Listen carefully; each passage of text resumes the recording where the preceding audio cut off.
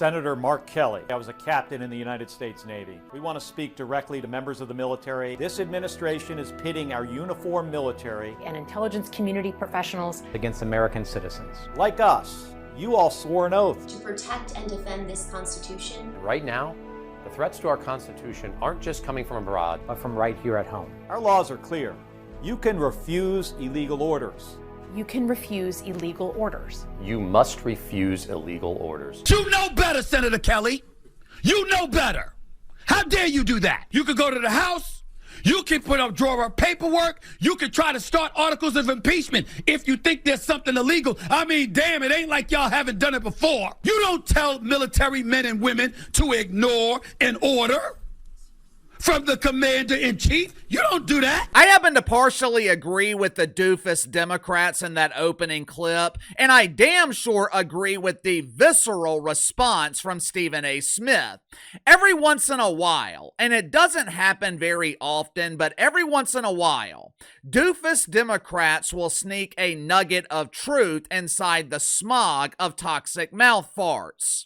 The threats to our Constitution aren't just coming from abroad. Those threats, those dangerous threats, are right here at home. I happen to agree. America has been invaded by evil. America has been invaded by radicals. Communists disguised as anti-fascist are waging war against ICE. I have a contact in Charlotte. He has been keeping me updated on the ongoing demise of that beautiful city.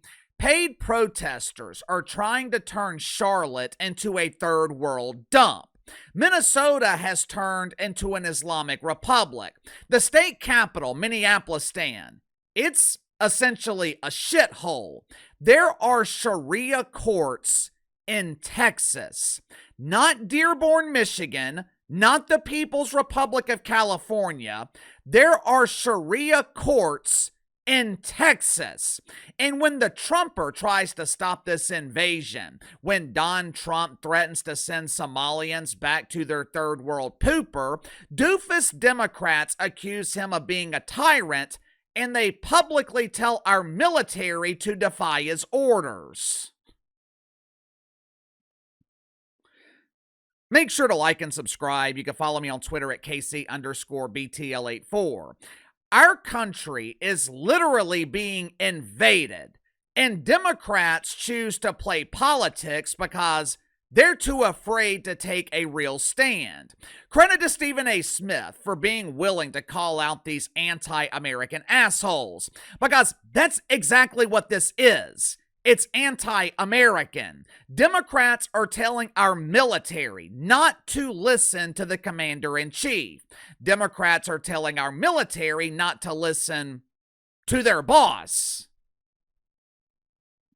You know, years ago, when I was living through misery working at my old job, there were a lot of things my boss did. There were a lot of things he asked me to do that I didn't agree with. They had all these ridiculous procedures. They called it standard operating procedures. This damn thing was hundreds of pages long. It was constantly being updated. Every time they did some update, we had to sign and acknowledge, I will be a loyal comrade. I promise I'll do what I'm told and ask no questions. I'll stick my head up a bull's ass for this great company. I hated it. I mean, I hated it. I don't like unnecessary rules, and I damn sure don't like being told what to do. But when you're running a mid-sized company, when you have over 100 employees, there's got to be some semblance of order. So I understood the reason behind their implementation of the 10,000 commandments. And even though I didn't like it, I respected it. It was their company. The company didn't belong to me. They had the authority. If I didn't like it, I could leave, which is exactly what I eventually did. We have a serious problem in this country when it comes to respecting authority. Democrats, not all of them, But a growing number of Democrats are encouraging lawlessness. They are breeding division. They are pushing division politically. Hell, they've been doing that for years now. And now they're trying to plant the disease of division in our military. For far too long, our tolerance has been used against us. One of the reasons major cities have been turned into steaming turds, there are no consequences. Once you reach this level of lawlessness, oftentimes the only solution is force. And that's what the Trumper is trying to do. But every step of the way, there's some dipshit Democrat trying to stop it. Last week, Stephen A. Smith unleashed a tirade on these so-called leaders for trying to infect our military with the disease of division. Yesterday morning, for reasons unknown, Stephen A. exposed himself to the powerful boodle breeze and the toxic mouth farts from the yentas on The View. Now, to his credit, Stephen A. is very brave. He sat next to the yentas unmasked. They tried to hypnotize him. My inside sources, they are telling me that producers filled the Whoopee Cushion's gas tank with premium unleaded. She was given 93 octane. Her cylinders were lubricated. They wanted to be sure there would be no impediments to cranking her leg. They wanted the winds of the boodle breeze to reach Category 5 levels of flatulence. Unfortunately, though, for the yentas, the hypnotic wasn't strong enough. Not only was Stephen A. Smith unfazed, not only was Stephen A. Smith prepared for the hypnotic flatulence, he also came ready to fight. And Stephen A. Smith shut down Sunny Hostin on her own show. Link to the second channel's in the description below. Later today on the second channel, gonna be talking about another former star at ESPN criticizing the worldwide leader in woke. The originator of the term huge embarrassing failure, Bomani Jones. Earlier this week, he highlighted ESPN's inability to create new stars and how that inability forces them to overpay Stephen A. Smith and Pat McAfee. I guess Bo Jones has been watching Uncle KC because we've been talking about ESPN's inability to create new stars for years now.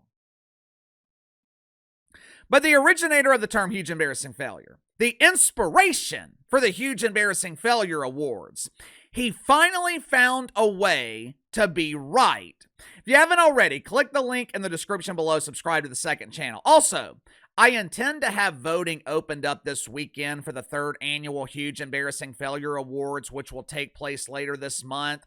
I'll make a community post here on YouTube with the link. Obviously, I will also announce it in videos. Either way, I will let you guys know when it's ready and voting is opened up. Yesterday morning, Stephen A. Smith appeared with the yentas on The View. Right now, the yentas are upset with Stevie. The whoopee cushion is mad, mad, mad. They didn't appreciate the fact that Stephen A. Smith had the audacity to call out Democrats for encouraging members of our military to break rank. Uncle Casey's personal favorite, Asuncion. The usually radiant Sunny Hostin, she wasn't feeling radiant yesterday morning. After seeing the clip of Stephen A. Smith calling out her heroes, Sun was feeling a bit flustered. The radiant light of Sun was diminished. She encouraged Stephen A. Smith to change his position. "Stevie, you've been a bad boy. Tell Sunny you're sorry." Unfortunately for Sunny Hostin, Stephen A. Smith was in no mood for insincere apologies. Watch for yourself. Hegseth said in 2016, I do think there have to be consequences for abject war crimes. If you're doing something that is just completely unlawful and ruthless, then there is a consequence for that. That's why the military said it won't follow unlawful orders from their commander-in-chief. Okay. Now, given the fact that the secretary himself said that, I'd love to give you the opportunity to perhaps change your position on what you said. I'm not changing a thing. Okay. I didn't stutter when I said it. You want to stay loud and wrong? Well, you could call it loud and wrong all you want to. First of all, credit to Stephen A. Smith for refusing to back down. I know the Yentas are allergic to the truth. I know their severe symptoms of stage 4 OMB. Orange Man bad! I know the symptoms cause visceral overreactions to brutal honesty. Most men, we don't like seeing damsels in distress, but Stephen A. Smith, he did not allow empathy to stop him. Son Hostin essentially asked him to apologize, and Stephen A. Smith said, I don't give a damn about your hurt feelings. You know, Stephen A. Smith is fascinating to me. I can't figure this dude out, mainly because I don't think Stephen A. can figure Stephen A. out either. A month or two ago, Stephen A. Smith criticized Jazz Crockett for being an unhinged lunatic. He basically said that Jazz Crockett was the MVP of the Republican Party. Every time Jazz is on camera, she is an absolute embarrassment.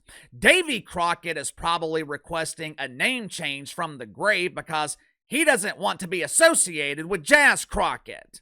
Naturally, uninfluential black women were upset with Stephen A. Smith. Women like Tiffany Cross, Carrie Champion, Jamel Hill, women associated with huge embarrassing failure. Matter of fact, they are the worst kind of failure because their failure is unknown. They are consistently failing in complete anonymity. They combined for 0 nominations for the upcoming Huge Embarrassing Failure Awards because no one knows who in the hell they are. Their faces are on the side of a milk carton and family members still struggle to recognize them. Uninfluential black women, they were upset with Stephen A. Smith. Instead of ignoring him, instead of standing by what he said about Jazz Crockett, which was the truth, Stephen A. pled forgiveness. Please forgive me, my queens. I kneel before you today, worshiping at the altar of Jazz Crockett.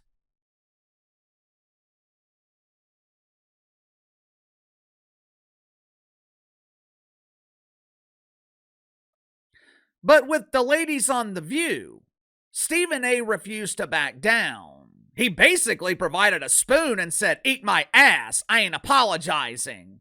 I don't know where this sudden courage came from. I don't know why Stephen A. Smith was suddenly inspired to stand by what he said in the face of immense pressure from miserable, angry women. But maybe, just maybe, Stephen A. Smith is realizing there is no appeasing woke women. There is no apology that will cure their misery. There is no atonement that will ease their bitterness. They will never be satisfied. If you give a woke woman $1 million, she will demand $2 million. If you give a sincere apology, she will ask why you refuse to acknowledge the danger of improper pronouns. Why did you call me she? It's so obvious I'm they.